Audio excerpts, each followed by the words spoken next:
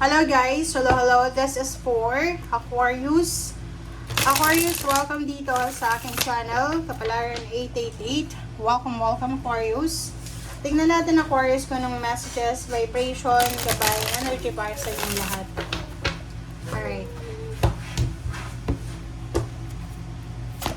Okay, first card natin Aquarius is Nine of Wands. Same with the Gemini. Ganun din yung energy ng Gemini. Queen of Swords, Ace of Swords, Hierophant. Three of Wands, and then Six of Cups. Okay, so this is for Aquarius. Okay, Aquarius. Sa ilalim mo dito guys is there's a world. Victory and success, Six of Wands, Ten of Swords, Page of Swords, and then Emperor. So, kung makikita mo dito, sinasabi ng bara sa'yo dito na sobrang taas ang pangarap mo talaga sa buhay. Unang-una, gusto mong maging stable and secured ka sa pinagtatrabahuan mo. Gusto mong maging boss ka. Ikaw yung team leaders, ikaw yung team leader, ikaw yung head, parang ganon, manager, whatever man yan. Yung iba din sa inyo dito, you're planning to travel. You're planning to travel around the world. Yung iba sa inyo dyan, gusto nyong talagang maging famous, parang ganon, gusto nyong maging famous. And sinasabi ng bara sa'yo dito na ayaw mo din na matrader ka ng mga tao na pinagkakatiwalaan mo, which is maganda yun. Alright. Okay, so dito naman, sa Nine of Wands and Ace of Swords, parang nakikita ko sa'yo dito na mayroon ditong Aquarius na medyo natatagalan ka, napapagod ka na.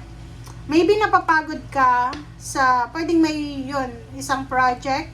Ano ba yung trabaho mo? Kasi parang nakikita ko na medyo nababagalan ka sa iniisip mo na gawin.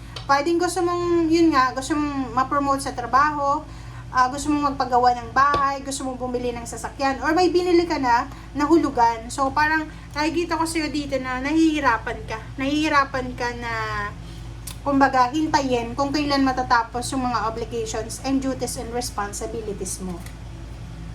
Okay? So, yun. Pwedeng nag-aantay ka rin, natatagalan ka sa confirmation.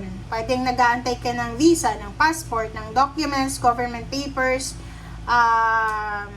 whatever man na hinihintay mo, napapagod ka na sa pag-aantay. Sinasabi ng baraha sa'yo dito na Queen of Swords and the Hierophant, may mga tao dyan sa paligid mo na parang gusto kang tulungan sa kung ano man, kumbaga may mga mentor ka. May like mga kaibigan, katrabaho na parang binibigyan kanila ng point of view na, oy Aquarius, eto yung gagawin mo. And sa ngayon, nakikita ko sa'yo na kailangan mo daw maghintay. Kailangan mong maghintay, kailangan mong parang mag-exert ng effort dyan. Okay? And another then guys, sinasabi ng Six of Cups dito, na meron ditong Aquarius na parang ayaw nyo nang ma-experience yung mga na-experience nyo dati. Lalo na in terms of emotion. Pwedeng dati niloko ka or dati ay ginawan ka ng masama. And ngayon, parang sinasabi ng baraha sa'yo na medyo na-trauma ka sa past mo. So, isa sa rason kung bakit yun, pwedeng nahirapan kang mag-desisyon sa salapi, sa relationship because of your past trauma. Okay? So, nakikita ko sa'yo dito na you're waiting. Pwedeng nag-aantay ka sa kung anong mangyayari sa'yo. Okay, let's check guys. Ang daming energy nyo, diba? Parang iba-ibang tao. Ano bang nakakapagod sa'yo ngayon? Diba? Sabi ng baraha sa'yo dito, nasa Knight of Swords ka. Kumbaga, napapagod ka na sa paghihintay. So, there's a tendency here na maging aggressive and impulsive ka. Which is, yun yung kailangan mong pigilan. Pigilan mo yung sarili mo. Halimbawa na napapagod ka na sa pag-aantay, wag kang magdedesisyon. Kasi etong Knight of Swords na to, this is aggressiveness eh. Pwede kang magdesisyon ng mali. Pwede kang magdesisyon ng ura-urada dahil lang sa natatagalan ka na. Okay, Ace of Swords.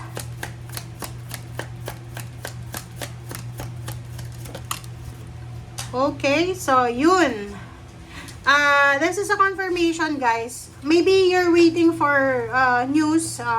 Pwedeng nag-aantay ka na kung kailan yung travel mo, kung kailan yung visa.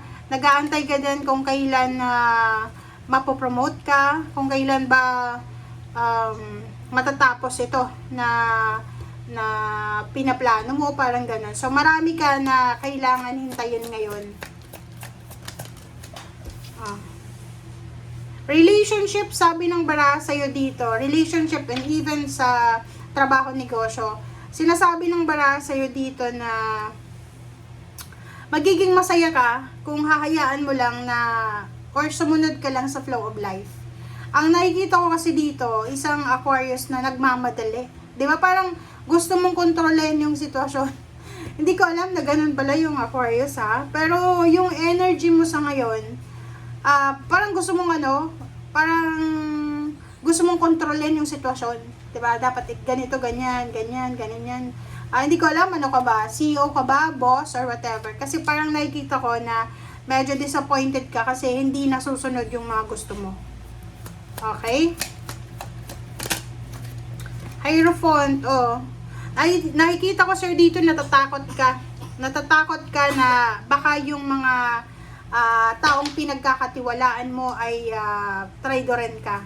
So, parang nakikita ko na hindi ka sumusunod sa mga ina-advise sa'yo ng mga kaibigan mo, ng mentor mo, kasi natatakot ka na baka yung advice nila ay instead na makabuti sa'yo, ay makasama sa'yo. Because of your trauma nga, because of your past trauma. Yung parang dati, marami kang naging kaibigan, pero tinatrader ka naman.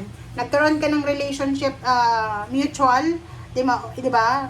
Love life, tapos renader ka naman. So, parang ganon. Medyo natatakot ka.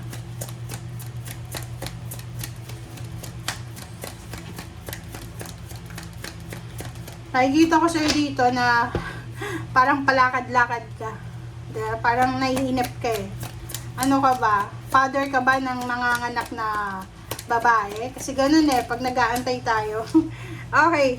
Page of Pentacles, sabi ng bara sa'yo dito, maghintay ka daw. Okay, so, yung 3 of Wands mo dito, ang nakikita ko sa'yo, medyo natatagalan ka talaga eh. So, natatagalan ka sa hinihintay mo. Pera to eh. Pero, ang sabi ng bara sa'yo dito, na kailangan mo talagang maghintay. Wala tayong magagawa dyan. Mas may stress ka, mas mapapagod ka kung kumbaga kokontrolin mo yung lahat. Okay? Nakikita mo yung the devil. Kasi yung the devil dito is eto yung tendency na kontrolin mo talaga yung sitwasyon. What's the last card, guys? Diba? Sabi sa'yo ang ganda ng baraha mo. 10 of Cups tsaka King of Pentacles. So, sinasabi ng bara sa'yo dito, Aquarius, na wag kang magpadalos-dalos. Wag mong kontrolin yung sitwasyon kasi wala ka talagang kontrol eh. Sabihin na natin manager ka. Okay, may control ka sa trabaho mo, pero wala kang control sa company. Manager ka lang eh. Diba? Parang ganun. Hindi ka naman yung owner. So, sinasabi ng bara sa'yo dito na kailangan mo daw na kontrolin ang sarili mo. Kasi ang ganda ng future mo eh, 'di ba? Financially, you will be super successful. Emotionally, you will be super successful.